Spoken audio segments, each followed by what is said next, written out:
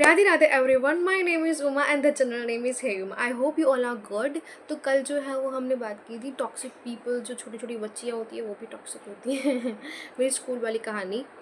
और अगर आपने वो वाला व्लॉग नहीं देखा, वो वाला वीडियो नहीं देखा, तो आप जाइए और देखिए और सब्सक्राइब करिए और लाइक करिए और शेयर करिए उस टॉक्सिक लोगों से जो आज भी आपके साथ जुड़े हुए हैं। या तो आपको लग रहा है कि भाई हाँ पहले कितनी टॉक्सिक थी स्कूल टाइम पे, तो उसको शेयर कर दीजिए। शिपी। ओके। तो ना आज हम बात करेंगे थोड़ा लेवल अप, रिलेटिव्स को हम स्किप कर देते हैं, उसका कोई अलग ही कुछ करेंगे। उस मनहूसियत वाले वो को हम बीच में नहीं लाएंगे, बट डायरेक्टली इनडायरेक्टली वो लोग भी आ ही जाते हैं। तो हाँ, असली टॉक्सिसिटी और असली जो जो मैंने दुनिया को देखा, पढ़ा, समझा, पढ़ा, हाँ, वाह, वट एवर, तो वो था इंगेजमेंट और शादी के बाद। I was like oh my God, ऐसे भी लोग होते हैं। देखो भाई, no hate, no offence, but सब अपनी तरह से, सब अपनी अपनी जगह पे सही है। बट वो मेरी जगह पे आके वो मुझे वो जो डिस्टर्ब करते हैं उस टाइम पे वो सही नहीं होते हैं। ठीक है। और मैं ये नहीं बोल रही कि मैं आई एम द हीरो, कि मैं हीरोइन हूँ, मैं एंजल हूँ, मैं परी हूँ, मैं अप्सरा। No, I am not. देखो, भगवान कृष्ण भी ना, वो भी किसी के लिए विलन थे। तो मैं तो सामान्य इंसान, मनुष्य हूँ। तो शादी के बाद असली खेल शुरू होता है। एंड जब हमने डिसाइड किया था ना, मैंने और दर्शित ने, क्योंकि फाइनली हम करेंगे, शादी करेंगे तब दर्शित ने मुझे बोला था कि तुम कुछ नहीं बोलोगी, कोई कितना भी झगड़े, कितना भी बोले, तुम कुछ नहीं बोलोगी। ना like okay fine, your parents are mine. शादी के बाद तो नहीं बोलूँगी मैं कुछ। और शादी के बाद जो मैंने देखा फर्स्ट फाइट हमारे घर में, तब दर्शित नहीं थे। तो मतलब मेरी नहीं, दूसरे लोगों की हो रही थी लड़ाई। I was like oh my God, what's wrong with that peoples. और मैंने फोन किया दर्शित को कि दर्शित जल्दी अब ये लोग क्या कर रहे हैं। और आई थिंक मैं ओवर शेयर कर रही हूँ, बट मैं बहुत डर गई थी वो चीज़ देख के। ऐसा नहीं होता सबके घर में लड़ाइयाँ होती है, बट कुछ अलग ही हो रहा था। तो डर गई थी कि भाई हाउ उसके बाद से फिर मैं ज़्यादा दर्शित भी लाइक यहाँ से सुनो, यहाँ से निकाल दो। और मैं किसी से जो है वो ज़बान लड़ाती नहीं थी। अगर कोई कुछ बोले हाँ, ना, हाँ, ना, ऐसा करती थी। और जब मुझे कुछ ऐसा बुरा लगता था तो मैं किसी को बताती नहीं थी कि भाई मुझे ये चीज़ पसंद नहीं है, ये नहीं। मैं दर्शित जब आती थी तब उसको बोलती थी कि भाई मुझे ये नहीं पसंद। तो हमारे बीच बहुत गंदा वाला झगड़ा हो जाता था, बहुत ही गंदा, बहुत ही गंदा। क्योंकि उसने जो है एक टाइम पे बोल दिया था घर पे कि मेरी वाली आएगी तो नहीं बोलेगी। एंड आई वाज लाइक मुझे पूछे बिना आपने ज़ुबान दी कैसे? फिर जो वाइल्ड कार्ड एंट्री होती है प्रेगनेंसी की और बच्चे की, उसके बाद डन, आई एम डन। मुझे अब अच्छा नहीं बनना। अगर मैं अपने लिए स्टैंड लेती हूँ और मैं बुरी बन रही हूँ, then it's totally okay, it's totally okay. क्योंकि घर में सब लड़ रहे हैं खुद के लिए, और मैं लड़ रही हूँ क्योंकि मैं कुछ नहीं बोल रही हूँ, क्योंकि उसका नहीं, मैं क्या बोल रही हूँ, मैं कुछ नहीं बोल रही हूँ क्योंकि मेरे पति ने मुझे मना किया है कि तुम्हारी वजह से कुछ घर में कलेश नहीं होना चाहिए, तुम्हारा नाम कहीं कहीं नहीं आना चाहिए। तो भाई इट्स नॉट पॉसिबल, क्योंकि सब अपना अपना स्टैंड ले रहे हैं, मेरा स्टैंड कोई नहीं ले रहा। और बिना किसी बात के भी कुछ भी उड़ता उड़ता मेरे ऊपर आ जाता था, क्योंकि सबको पता है कि भाई ये तो कुछ नहीं बोलेगी, कुछ नहीं बोलेगी, कुछ नहीं बोलेगी। और फिर मैंने सोचा कि भाई ज़ुबान गई वहाँ, हाँ, वहाँ वहाँ, अब मुझे स्टैंड लेना ही होगा। क्योंकि मेरी पूरी प्रेगनेंसी इतना ख़राब बिहेवियर हुआ था मेरे साथ। It's okay, it's totally okay, हुआ था, हाँ, हुआ था, हाँ, आप सही सुन रहे हो। और उसके बाद भी मैं इतने, मेरा माइंड इतना वो डस्टबिन हो गया था कि मैं इतनी डर रही थी। इतना ट्रस्ट इश्यू जो आज है ना मेरे अंदर,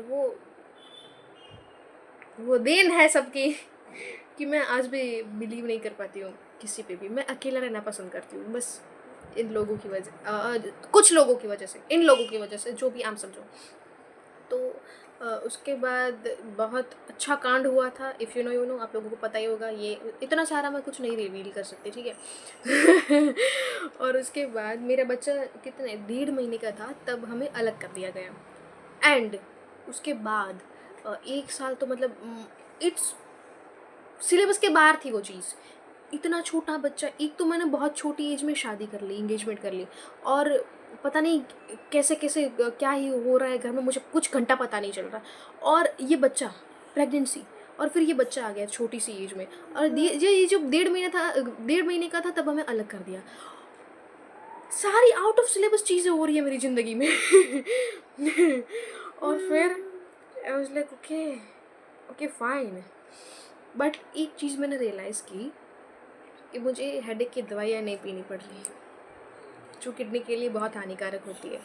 और फिर 2024 इतना गंदा, मतलब 2000 हमें अलग हुए 1.5 साल हो गया होगा। इतना गंदा गया मेरा, मैं इतना सोचती वो हमें अलग कर दिया उसके बाद भी इतना कि मैं और दर्शित बात भी नहीं करते थे ठीक से। और देन धीरे धीरे मुझे रियलाइज़ हुआ कि देखो भाई, अगर हमें अलग कर दिया, इसमें दर्शत की कोई गलती नहीं, ना ही गलती मेरी है, गलती उस इंसान की जिसने डिसीजन जो है वो ठीक से नहीं लिया। हाँ, हाँ। But I am okay right now, I am very happy. भले ही मेरे पास कुछ नहीं है, मेरे पास टैलेंट है, थोड़ी सी भगवान ने दी है, कुदरत ने ब्यूटी दी है। ये बच्चा मेरे गड़बंतरा सो लाला है, और मेरा पति भी अच्छा भला है, ना उसकी कोई बुरी संगत है ना मेरी कोई बुरी संगत है। बस मैं रील बनाती हूँ, अभी ब्लॉग स्टार्ट किया है मैंने, तो मैं ब्लॉगिंग करती हूँ, घर का थोड़ा बहुत काम करती हूँ, मन चाहे तब उठती हूँ, सो जाती हूँ, खाती हूँ, पीती हूँ, मौज करती हूँ, और किसी चीज़ की ज़रूरत नहीं है। और अच्छे कर्म करती हूँ ताकि मुझे खराब कर्म भुगतने ना पड़े। और लोगों की रिस्पेक्ट, ये तो मेरे मम्मी पापा की देन है, तो मैं कर लेती हूँ। जिसकी रिस्पेक्ट नहीं करनी चाहिए उसके भी कर लेती हूँ। हाँ, तो उसके बाद होता है मौत का। तो ये थी थोड़ी सी स्टोरी। बट 2024 में जो मैंने सीखा कि भाई, जो तुम सोच रहे हो ना वैसे कुछ नहीं होने वाला। जो तुम सोच रहे हो कि ये मेरे बारे में ये सोच रहे हो, वैसा तो वो सोच ही नहीं रहा। और तुम जितना भी लोगों के बारे में सोच रहे हो ना, उन लोगों को तुम्हारी एग्जिस्टेंस से भी उसकी कोई परवाह ही नहीं है कि तुम हो या नहीं हो। इसलिए सोचना बंद कर दो। ये सीखा मैंने जब से 2025 स्टार्ट हुआ है। मैंने ये सोच लिया कि भाई, आई जस्ट डोंट केयर। मैं पहले भी ऐसी थी, बट मेरे पति ने मुझे ऐसे समझाया था कि भाई हमें कुछ नहीं बोलना, तो मैं नहीं बोल रही थी। अभी भी मैं कुछ नहीं बोल रही हूँ, और मैं बोलूँगी भी नहीं। क्यों बोलूँ भाई, ऊपर वाला बोल रहा है, मैं क्यों बोलूँ? तो मैं सारा कुछ जो है वो कृष्ण पे छोड़ देती हूँ। ऐसे बैठी होती तो ज़्यादा अच्छी लगती, नहीं लगती? हाँ, तो मैं पहले से ही सब जो है वो ऊपर वाले पे छोड़ती आई हूँ। अभी भी मैंने सब ऊपर वाले पे छोड़ दिया है। ना कहूँ से दोस्ती, ना कहूँ से बैर। अगर कोई बात कर रहा है तो बात करो, बात नहीं कर रहा है तो मत करो, सिंपल। और मैं ज़्यादातर जो चीज़ें हैं उसको अनदेखा कर देती हूँ, क्योंकि अगर मैंने कुछ ऐसा किया कि भाई इसने मेरे साथ ऐसा किया, मैं भी ऐसा करूँगी, तो भाई हम दोनों में कोई फ़र्क नहीं रह जाएगा। और ये कोई कही सुनी बातें नहीं है, या ख्याली पुलाव नहीं है। इट्स द थिंग कि अगर मैं किसी चीज़ का बदला मैं लूँगी, तो जिसको रियल में बदला लेना चाहिए, प्रकृति को, नेचर को, कर्मा को, शनिदेव को बदला लेना चाहिए। सबके कर्मों का फल तो वही देते हैं।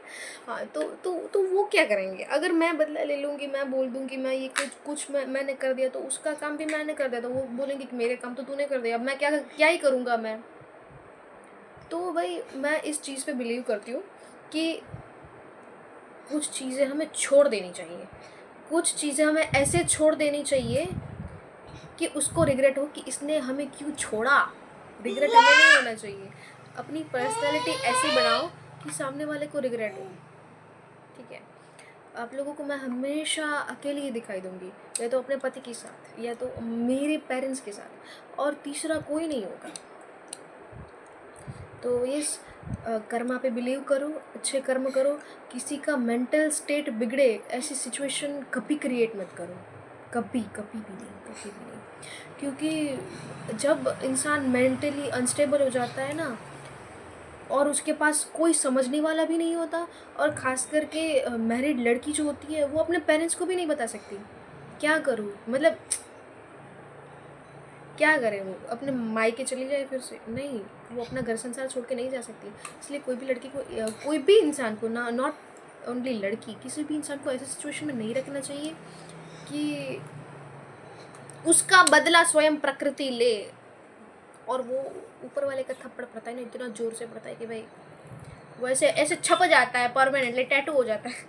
इससे अच्छा है कि किसी भी व्यक्ति को ऐसी सिचुएशन में मत डालना कि वो किसी इंसान के सामने नहीं, डायरेक्ट ऊपर वाले के सामने रोए।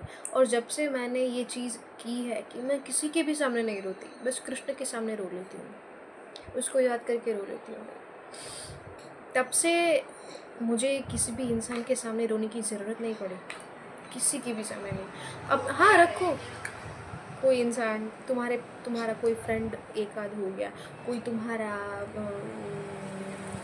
पति हो गया, तुम्हारी पत्नी हो गई, तो उसके सामने रो, बाकी किसी के सामने मत रो, क्योंकि तुम्हारी सिचुएशन बता रहे हो कि भाई मैं इस सिचुएशन में फंसा हूँ या फंसी हूँ, बट लोगों को वो मजाक लग रहा है, वो तुम्हारा जो दुख है ना वो किसी तीसरे को बता के हंस रहा है। ये रियलिटी है, याद रखना। और बाकी हो सके उतना दूर रहो।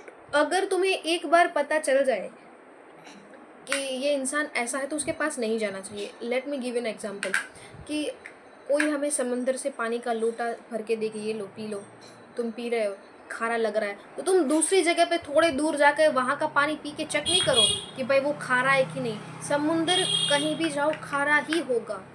तुम अलग अलग स्टेट में जाओगे, कहीं भी जाओगे, वहाँ के समुंदर के पानी को चेक करोगे तो वो मीठा नहीं होगा। और ये बात समंदर के लिए नहीं थी। मिलते हैं नेक्स्ट पार्ट में, तब तक के लिए बाय बाय, राधे राधे। और आई होप कि आपको ये थोड़ी सी मेरी जो स्टोरी और जो मेरे दिमाग की बातें जो थी वो आपको समझ आई होगी। If you like this video please share it with your friends and family, and like करो वीडियो को। छोटी सी क्रिएटर हो, थोड़ी सी हेल्प हो जाएगी। हेल्प तो नहीं होगी बट मोटिवेशन मिलता है थोड़ा बहुत कि हम आगे वीडियो बनाएं। और आई होप कि मैं इस टॉपिक से हट के बात करूं, ठीक है।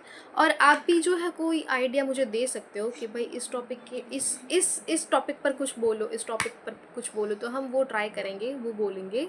तब तक के लिए राधे राधे।